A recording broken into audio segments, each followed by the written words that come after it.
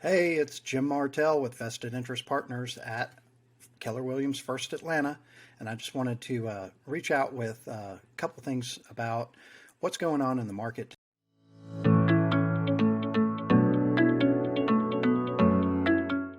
There's a lot of talk out there in the marketplace, particularly in the news media, about forbearance agreements and a looming foreclosure crisis. And so I wanted to address that by looking at some facts and figures instead of just going with whatever the news media is telling us. As you know, the media is all about selling clicks and page views of their various websites and their television programs and whatnot. And we just want to bypass the nonsense and get into the real information that matters so that you can make good decisions when it comes to your money and when it comes to your housing situation. So in terms of forbearance, now, when we go back and look at the about May of 2020, there had been obviously global pandemic, right, and the reaction there too, and then a lot of folks immediately called and set up a forbearance agreement so that they wouldn't fall behind on their mortgage payments. And so the original projections were that about 30% of all mortgages would end up in some type of forbearance agreement.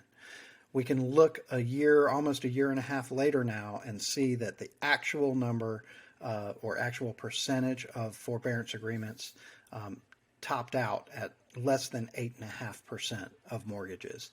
And we can also look today in August of 2021 and see that that the number is less than half of that now. And let's break that down a little bit and talk about why that matters. The number of mortgages in active forbearance is now under 2 million. It topped out in May of 2020 at 4.76 million mortgages in a forbearance agreement. A year and 3 months later, we're down to 1.86 million. And listen, I don't want to belittle anyone's financial situation in any way whatsoever. My heart goes out to anyone who's having trouble paying their mortgage, who may be looking at some type of foreclosure or deed in lieu or short sale or something like that. And I'd certainly love to help out anybody that I can in any way. It's just my heart goes out to them. But that said, the numbers are nowhere near what they were like back in 2006 through 14, actually. And so of those 1.86 million, or really of the almost 5 million homes that went into forbearance agreement, about 83% have come out of that forbearance agreement already in just over a year and 3 months. 44% were paid in full. About 39% had some type of repayment plan that they've worked out with their lender, and so there are no problems there.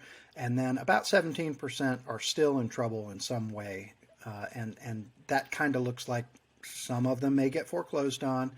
Some of them will work out some repayment plans. There may be some short sales, some deed in lieu, and of course there are a number of folks that just haven't figured out a loss mitigation plan yet at this point. So of that, I want to bring to your attention back in 2006 through 14, the Wall Street Journal was recently quoted noting that between those years, about 9.3 million households went through foreclosure or gave up their home to a lender or sold in a distressed sale. And we just looked at the numbers for the 2020-2021 situation. And basically, bottom line is the likelihood of having a foreclosure crisis again, at least in this context, is about 0%. There's just no way. And I want to throw in there also that about 90% of those homes that do have an active forbearance agreement right now, that 1.86 million, about 90% of those have 10% or more equity in their homes. And that 10% equity can be utilized to sell, before going into a short sale situation. They could sell at market value potentially and get out and pay off that mortgage and not have the financial problems that go along with a foreclosure hitting the books or hitting their credit report. And so with 100, what is that, 1.5 million or more folks that could potentially get out, that leaves about 2 to 300,000 households that may actually face foreclosure. And while that is, again, it's a heartbreaking number, gosh, compared to 9.3 million, it is extraordinarily different than back in those years of '06 to 14 of the Great Recession. So I just wanted to bring some facts and figures to light so that you could actually know what's going on in the market. And if you want to invest in foreclosures or in pre-foreclosures or something that you might see on certain web portals, the competition is pretty fierce, and the supply there is even lower than you think. And I just wanted to let you know that. As always, if I can be of service to you in any way, please call me, text me, email me. The information is right here, and we will get you taken care of. Thanks so much. See you. Bye.